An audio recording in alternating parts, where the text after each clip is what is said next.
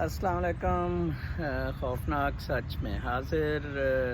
آج میں 3-4 موضوعات جن پر بات کروں گا۔ سب سے پہلے پاکستان کی ریجن میں نئی پوزیشن، نئی صف بندیاں ریجن میں، اور دوسرے نمبر پر یہاں امریکہ میں شہروں کی بربادی، خاص طور پر مینہٹن، جہاں گورنر کومو کا کم بیبی کم بڑا مشہور ہو رہا ہے سلوگن۔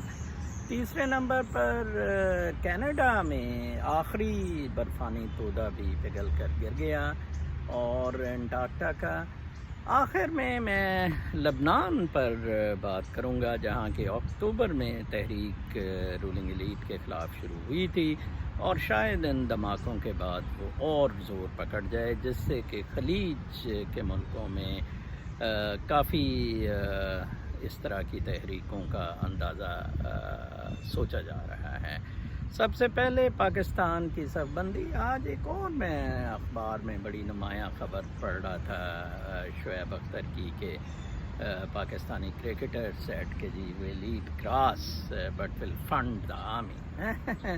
بڑا حیران ہوتا ہوں، پوری دنیا مذاق بنا رہی ہے پاکستان کا، کہ جہاں لوگ آرمی سے وڈرا کر رہے ہیں، کیونکہ کووڈ کے بعد جو نئی اسٹریٹجی، نئی صف بندیاں ہو رہی ہیں، وہ مائنس آرمی ہو رہی ہیں۔ اکنامک کنڈیشنز کے لوگوں کو بہت شدید لالے پڑے ہوئے ہیں، اور یہ بم، یہ نیوکلیئر آرسنل، یہ کروڑوں اربوں کا معاملہ جون سے بالکل بیکار ہو رہا ہے، اور ہم جیسا کہ ہمیں مجبوراً پھر کرنا جو پڑ رہا ہے، لائک چین سے قرضہ لے کر اور سعودی عرب کا قرضہ واپس کیا۔ دراصل یہ کافی دیر سے یہ حالات ہو رہے تھے، اور امریکہ پاکستان دونوں طرف کھیل رہا تھا۔ ہمارے ادھر نیو یارک سے دوست عادل انصاری صاحب ان آرمی کی اس ڈبل چال پر ان کو کافی ننگا کرتے رہے ہیں۔ 1-2 سال سے میں انہیں دیکھ رہا ہوں کہ یہ امریکہ کو بھی چکر دے رہے ہیں اور چین کو بھی، اور آخرکار یہ تقریباً چین کی جھولی میں پڑ گئے ہیں۔ اور بہت انٹرسٹنگ بات پاکستان کی اشرافیہ کی ہے، جس میں سے 50% سے زیادہ اشرافیہ پرو ویسٹ اور پرو امریکن ہے۔ میں بڑا حیران ہوا، کل سے بڑے شدید چین کے ساتھ نیکسس پر جلاب لگے ہوئے ہیں، نجم سیٹھی، رضی دادا جیسے لوگ، اور بہت سارے لوگ جن کو امریکہ کو لوٹ رہے تھے، یہ ممی ڈیڈی گروپ۔ اور اب پتہ ہے کہ چین ایسے پیسے نہیں دے گا، چین یہ آزادیاں بالکل سلب کر لے گا۔ انہوں نے تو یوگیرز کا جینوسائیڈ کیا، ہانگ کانگ میں تباہی جو چین پھیر رہا ہے، یہ وہی نجم سیٹھی ہے جس نے ہانگ کانگ میں چین کی تباہی پر تو کوئی بات نہیں کی، ٹھیک ہے جی، یہ وہی اشرافیہ ہے، اور چین زندہ باد کے نعرے لگاتی ہے۔ اب بڑی تکلیف اٹھ گئی ہے جب چین کا، اور اب وہ سی پیک کے سارے پروجیکٹ دوبارہ شروع ہو رہے ہیں، جو احسن اقبال کہتا تھا سسپینڈ ہو گئے تھے، اور یہ سارے معاملات جون سے ہیں اب ایک نیا رخ اختیار کر گئے ہیں۔ میرے خیال کے مطابق پاکستان مکمل چین کی جھولی میں جا چکا ہے۔ امریکہ کچھ دیر تو اسے گرے لسٹ میں رکھے گا، لیکن اپنے انٹرسٹ بچانے کے لیے، تاکہ اس کا قرضہ بچ جائے اور مزید بھی کچھ کیرٹ اینڈ سٹک والے معاملے سے اپنی پالیسی چلا سکے۔ البتہ پاکستان کے میجر سٹیکس چین کے ساتھ ہی رہیں گے، جیسے کہ چین کے ایران کے ساتھ معاہدے ہوئے ہیں، اور یہ جو بارڈر پہ بہت زیادہ ہائی ٹینشن ہے، اور افغانستان سے جو امریکہ کا طالبان معاہدہ ہے، یہ ساری چیزیں اس چیز کا اندیا دے رہی ہیں کہ پاکستان اب چین، ایران اور روس کے بلاک میں فارملی چلا گیا ہے۔ اور ویسے بھی جنرل باجوہ پچھلے سال ہی اس نے روس اور چین کے ساتھ جوائنٹ ایکسرسائزز کی تھیں۔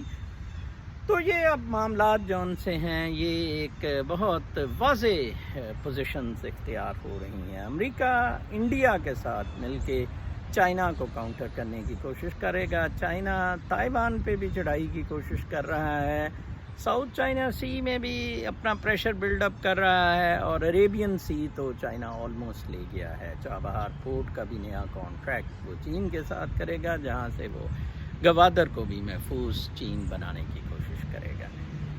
دوسرے نمبر پر امریکی شہروں کی بات ہوتی ہے. میں پھر وہ اٹلانٹک کا آرٹیکل میں دیکھوں گا اگر وہ مجھے کہیں مل سکا, تو جس میں کہا تھا کہ سائیکلوں پہ, میں اس کا لنک اپنے یوٹیوب کے کامنٹس میں ضرور پیش کرنا پریزنٹ کروں گا, جس میں انہوں نے کہا تھا کہ اربن سٹیز میں شاید سائیکلیں چلیں. یہ بالکل درست بات ہے. یہاں نیو جرسی میں اپارٹمنٹس اور گھروں کے رینٹ تقریباً ڈبل ہو گئے ہیں, بہت زیادہ بڑھ گئے ہیں, کیونکہ جرسی میں کوئی ایک مینہٹن جیسا شہر نہیں ہے.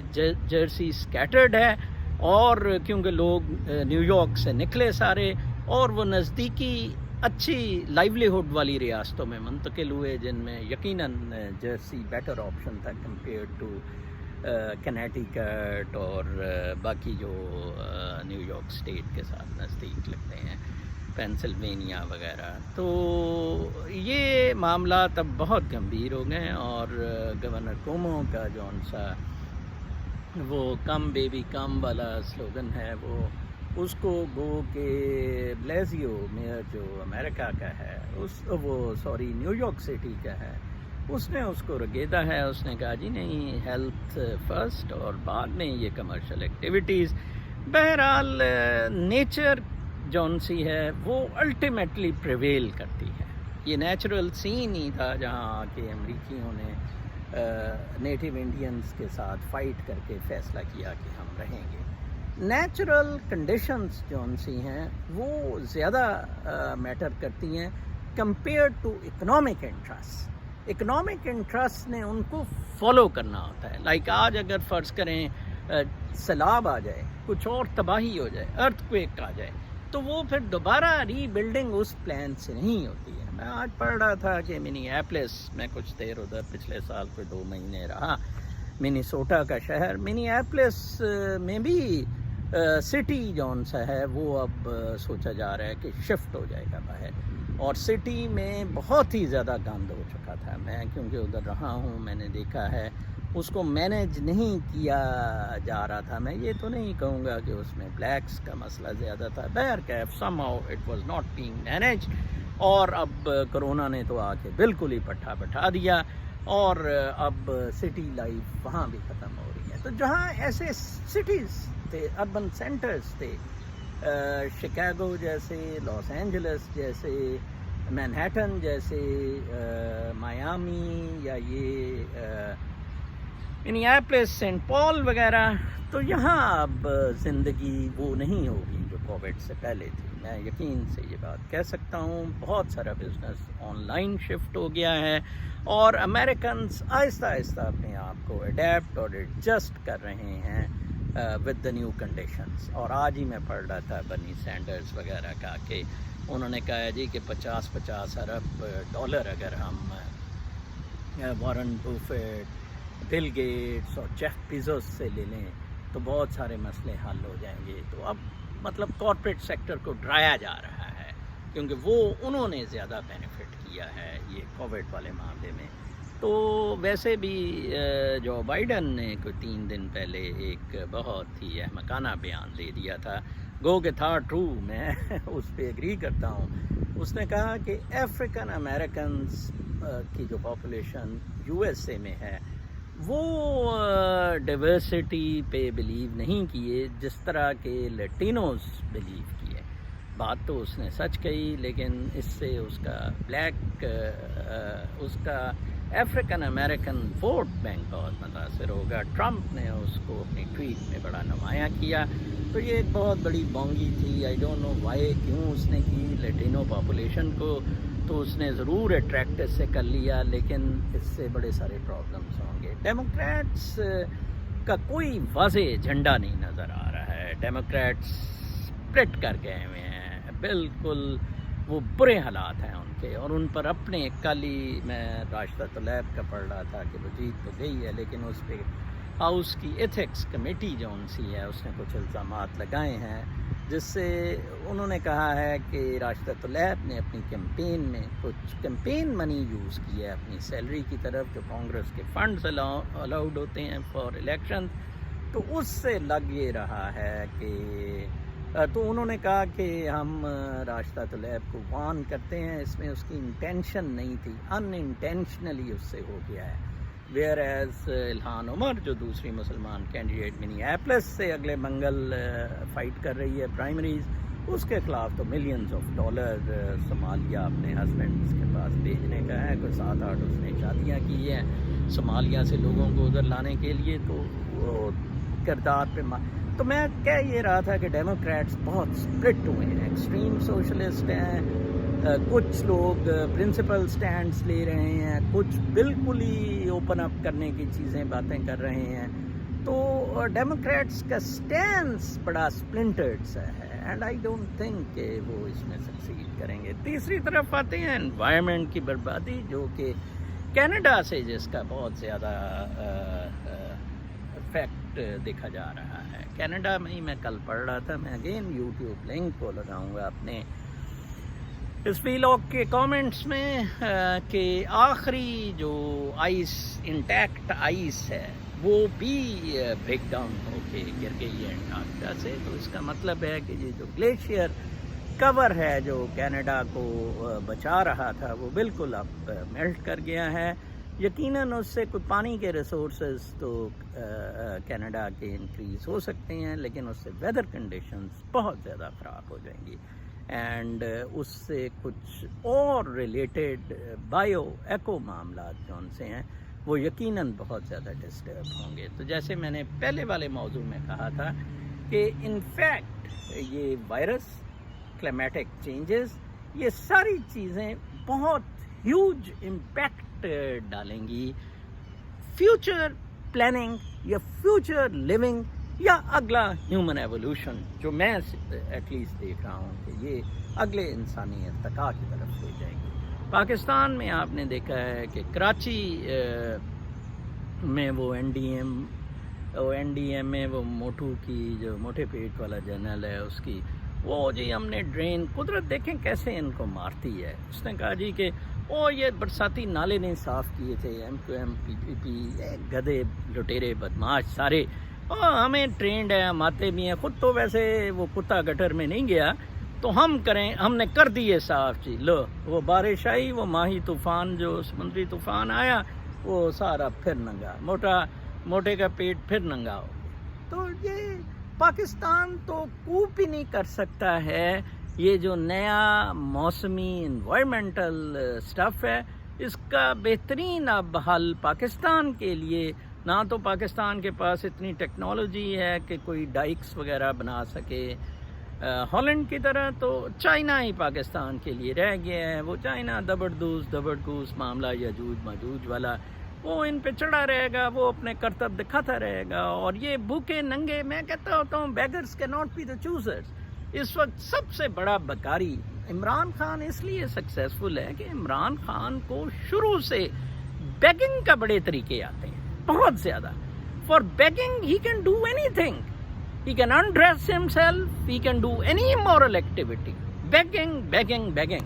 کل ایک اور زیادہ ٹویٹر پہ بڑی ٹویٹ وائرل ہو رہی تھی جس میں کہ کسی مسجد میں کوئی ڈانس وغیرہ، وہ گانا ریکارڈ کیا کوئی صبا کمر شمر، اور کوئی انہوں نے اس طرح کا، تو بہت اچھا ہے۔ بلکہ اردگن سے کانٹیکٹ کریں، وہ جو اس نے میوزیم میں نئی مسجد بنائی ہے وہاں یہ ڈرامے فلمائیں، ٹھیک ہے نا جی۔ اردگن کے ساتھ ڈانس، اردگن کے ساتھ ایک ڈانس، یہ جو سنی مسلمز ہیں نا، یہ وہ صوفیہ مسجد میں ایک ڈانس کریں، کیونکہ اب تو شیعہ چین الائنمنٹ جون سی ہے، اور اسپیشلی جو کچھ لیبنن میں ہو رہا ہے، یہ تو کچھ عجیب ہی معاملہ نظر آ رہا ہے۔ تو یہ پچڈ ہیں against Saudi Arab led Sunnis and Erdogan led Sunnis, ایک بہت خوفناک خلیج میں ماحول۔ آخری میرا موضوع بھی اسی پر ہے۔ لیبنن میں اکتوبر سے گڑبڑیں ہو رہی تھی اور رولنگ ایلیٹ کے خلاف پروٹیسٹ ہو رہا تھا، تو ایک بڑا انٹرم سا ارینجمنٹ تھا جو چل رہا تھا۔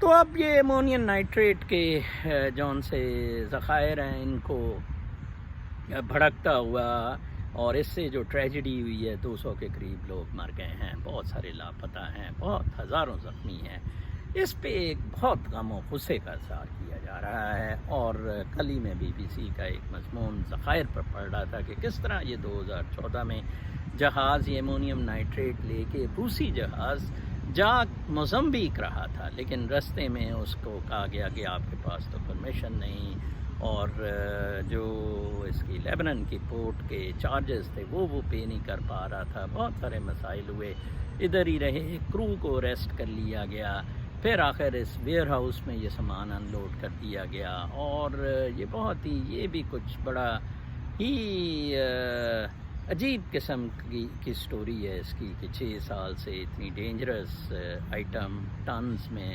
ہزاروں ٹنز میں ادھر پڑی ہوئی، تو جو کہ فرٹیلائزر کے لیے موزمبیق بیسیکلی جا رہی تھی۔ انفیکٹ مسئلہ یہ ہے کہ یہ سارے کنٹریز جو سے تھرڈ ورلڈ کنٹریز، ڈیولپنگ، چین ڈیولپ کر گیا، سنگاپور ڈیولپ کر گیا، جاپان ڈیولپ کر گیا، ملیشیا ڈیولپ کر گیا، وہ تو بچ گئے، تھائی لینڈ کافی حد تک ڈیولپ کر گیا، لیکن یہ جو ڈیولپنگ ہی رہے یہ بڑے خوفناک بم بن گئے۔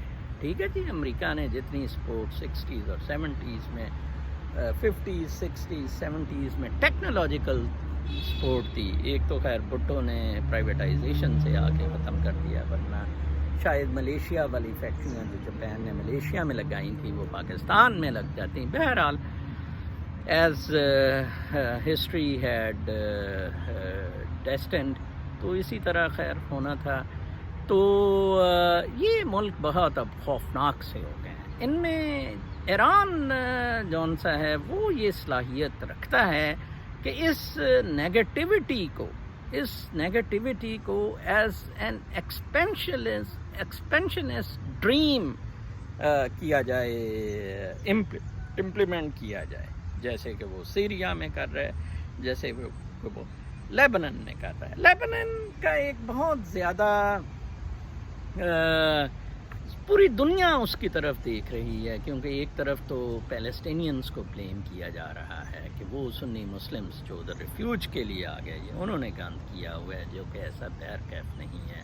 حزب اللہ کے اپنے انٹرسٹ اور انٹینٹس کوئی زیادہ اچھی نہیں ہیں، وہ بہت زیادہ لیتھل قسم کی، اور ان کے کچھ ٹیررسٹ ڈیزائنز ہیں میں کہوں گا۔ تو بہرحال وہاں آل آئیز اپ ٹو لیبنن کہ ادھر اب کیا ہوتا ہے۔ اسرائیل بھی فی الحال خاموش ہے، وہ کوئی اس کے بارے میں کوئی ایز سچ انیشیٹو نہیں لے رہا ہے۔ چین کی موومنٹس دیکھ رہا ہے۔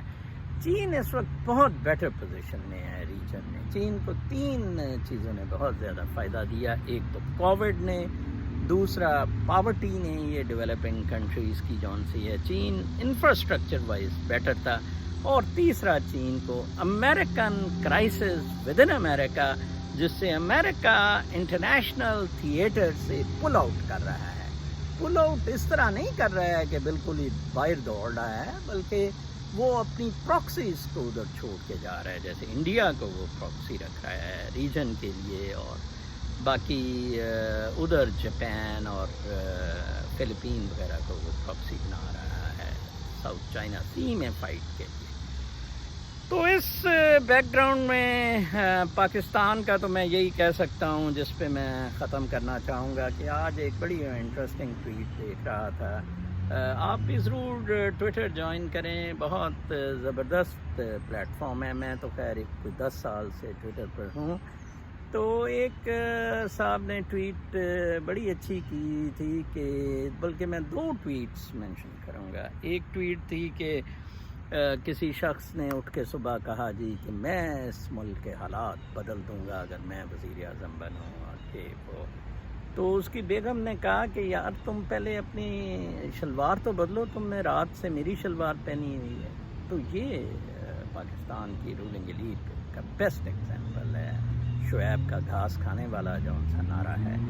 دوسری ایک خاتون جرنلسٹ کی ٹویٹ، مہوش شاید نام کی ہے، میں پڑھ رہا تھا، وہ بھی بڑی انٹرسٹنگ تھی، کہ میں کافی لوگوں کو بیوروکریسی کے لیے پولیس گارڈ یا اسسٹنٹس کا چھتری پکڑنے کی تصویریں یہ کافی دیر سے میں دیکھ رہا ہوں۔ کل طلعت نے بھی ایک ایسی تصویر کو بڑا، حالانکہ طلعت بھی یہی ہے، طلعت بھی بوٹ اپنے کسی سے بوٹ کے تسمے بندھواتا ہے، ٹھیک ہے نا۔ شاہ صاحب اس سے بھی زیادہ پلیت ہے۔